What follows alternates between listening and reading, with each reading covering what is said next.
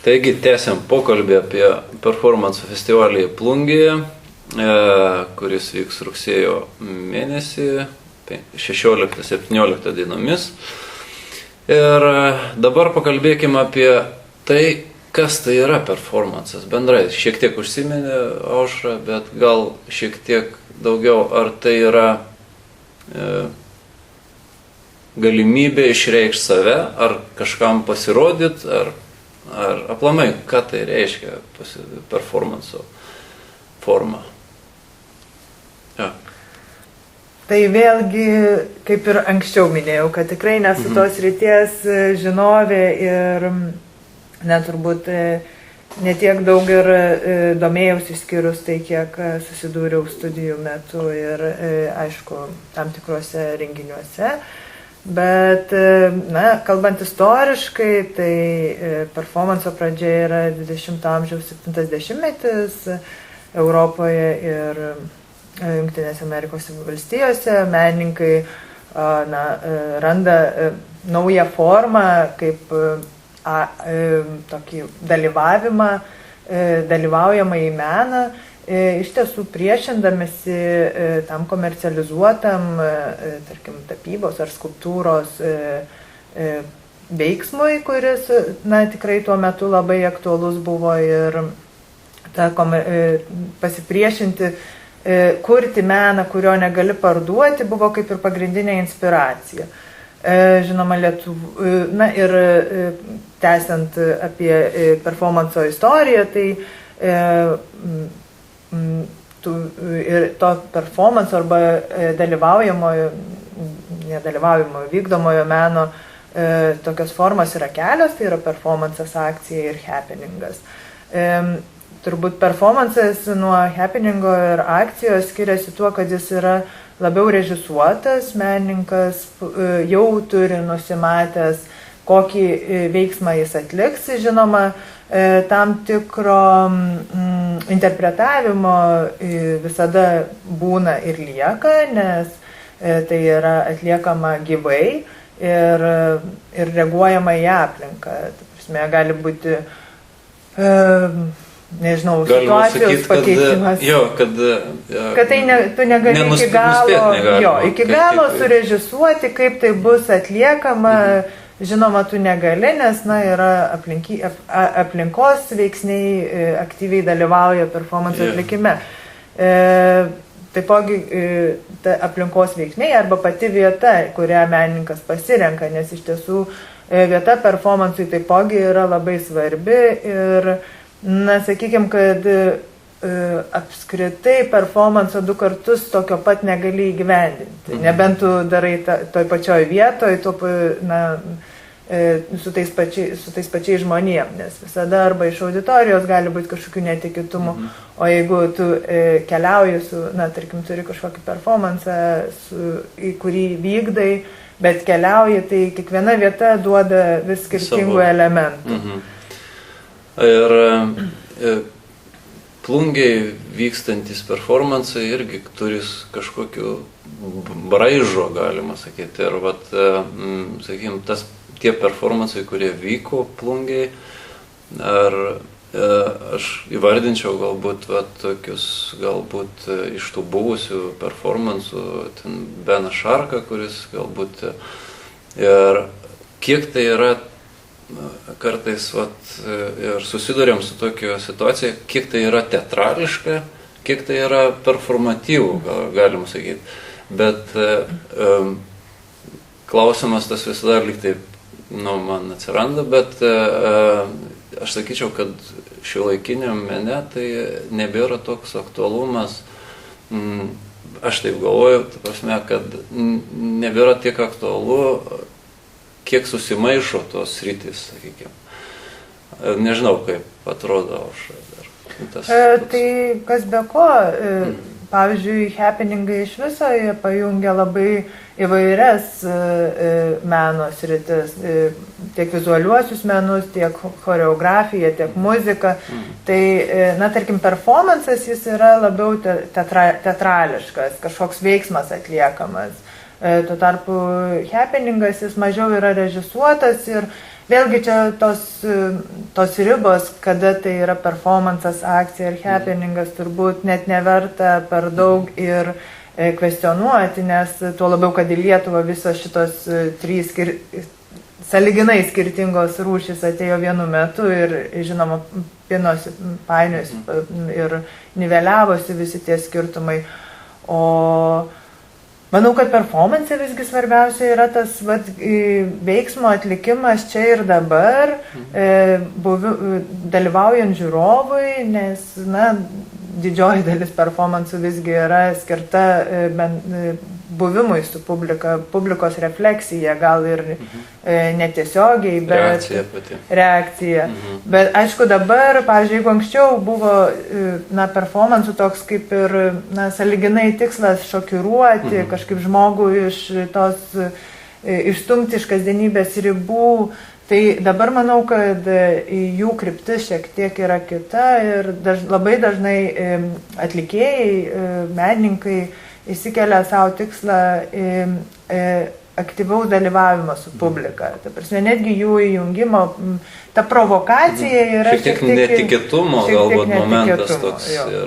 Tai, kad nebešokiruoti žiūrovą, bet tikrai su juo rasti kažkokią komunikaciją, gal net įjungti į tą procesą, į vykdomą meninį vyksmą ir kažkaip per tuo būdu labiau kažkaip su žiūrovu koreliuoti.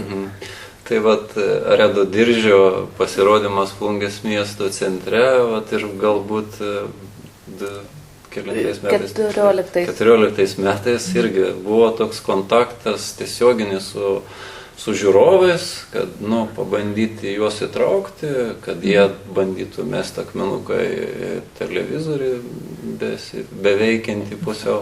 Prasme, tai yra kur žmonės bandoma apjungti ir netgi pokalbis, į pokalbį įsitraukia menininkas. Tai yra svarbu, nes aš taip galvoju, kad ir galbūt suformuota buvo, kad šokiravimas žmonių, tai jis po truputį blėsta, nebėra toks aktualus, aš manau, šiuo metu. Tai aš dar norėčiau labai tik tai, kaip ir pasidalinti tokiu sąlyginai istorinę informaciją, kad iš tikrųjų keista man šiek tiek, kad performances Lietuvoje nėra taip prigijęs stipriai, bet reikėtų turėti omeny, kad vienas iš performansų, akcijų ar happeningų pradininkų tai buvo ir lietuvis Jurgis Mačiūnas, kuris iš tiesų dalyvavo ir savo meninę veiklą vykdė Fluxus, po Fluxus vėliavą, tai iš tiesų mes gana artimai turėtume bendrauti su performansu ir plėtoti jį, nes iš tiesų kaip ir patį performansą sąlyginai išpopuliarino pasaulyje būtent lietuvių atstovas. Tai čia, man atrodo, visai verta paminėti šitą. Kaip ir minėjai, ta prasme, kad po nepriklausomybės tai buvo aktyvu, o dabar šiuo laiku performansas pats kaip meno tokia forma, šiek tiek blėstanti, galima sakyti, ar vis dėlto tas formatas yra veikiantis žiūrovą? Sunku pasakyti, kiek jis yra, tarkim, kokią vietą užima šiuolaikinio meno, tarkim, tarp šiuolaikinio meno sričių, bet žinoma, kad to meninio veiksmo vykdymo menininkai pasirenka rečiau negu tapytojai arba skulptoriai. Vis dar, aš nežinau, ar čia yra tradicijos, vis dar tąsa ar jos neprigijimas šitos meninės formos. Tačiau kartu galima stebėti, kaip ką tik baigė akademiją, jauni menininkai pasirenka daryti vien tik tai performansus. Ir tarkim, dabar gana gerai žinoma menininkė, kuri užsiema vien tik tai performansais ir jau nebesiblaško tarp instaliacijų objektų, tai Monika Dirskytė, kuri tikrai savo performansais dalyvauja pasaulinio lygio renginiuose ir ją kviečia konkrečiai atlikti savo performansą į vieną ar kitą meno renginį. Tai man atrodo, kad nebūtinai visi turi domėtis to performansu, bet jeigu atsiranda vienas žmogus, kuris nuoširdžiai tai daro ir tai yra jo kūrybos kelias, tai jau yra pasiekimas ir ta forma vis tiek yra kaip ir populiarinama. Ar tai galėtų sakyti, kad tai nėra apčiuopiama ir, kaip ir pati pradžioj paminėjai, kad dokumentacija tai jau nebėra tas performances gyvas ir paim, kad tai yra sunkiai parduodamas produktas. Taip, faktas, bet greta to komercinio, tarkim, aspekto, aš manau, kad tai iš tiesų reikalauja labai didelės drąsos, nes tu kuri viešumoje pristatai iš karto publiką, vyksta gyvas, tarkim, jeigu tu tapybos darbą darai ar objektą, tai tu užsidarę studijoje gali skirti savo laiko, tuo tarpu performance tu atlieki gyvai čia ir dabar ir man atrodo, kad tai iš menininko reikalauja tikrai labai daug pastangų ir drąsos ir tikrai ne kiekvienas menininkas gali daryti, atlikti performance. Tikrai, tarkim, aš niekada nesiryščiau asmeniškai. Man teko atlikti 2 metus, tai aš galiu pasakyti, kad tai yra didžiulis išbandymas pačiam savo ir su, kaip ir minėjai, kad surežisuota visą procesą, lyg tai viskas susidėlioja ir paskutiniam performance, kai aš buvau užsidaręs į polistirolo dėžę, tai netikėtas poveikis buvo, kad aš galvojau, kad bus karšta, bet pasirodo, kad labai karšta ir man teko praktiškai nusirengti iki tokio lygio, kad aš ten buvau visai kaip pirtyje. Prasme, to netikėtumo ir pačiam išbandymu tai yra pakankamai dideli išgyvenimai pačiam.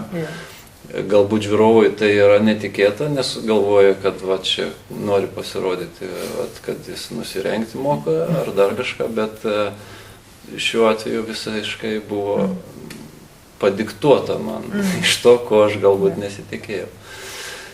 Tai labai esu dėkingas pašnekovams ir aš tikiuosi, kad mūsų laidų dar iki performance festivalio dar bus ne viena laida ir reikėtų, tikimės pasikvies dar pačius menininkus į laidą, jei pavyks, ir pakalbėti apie pačių pasirodymus ir jų išgyvenimus performanso meno formoje. Ir tikimės žiūrovų ir dėmesio ir per patį performance festivalį. Stengsimės informuoti plakatuose, radijoje bus informacija. Tai ir lauksime visų performance festivalyje rugsėjo 16-17 dienomis. Ačiū visiems. Ačiū.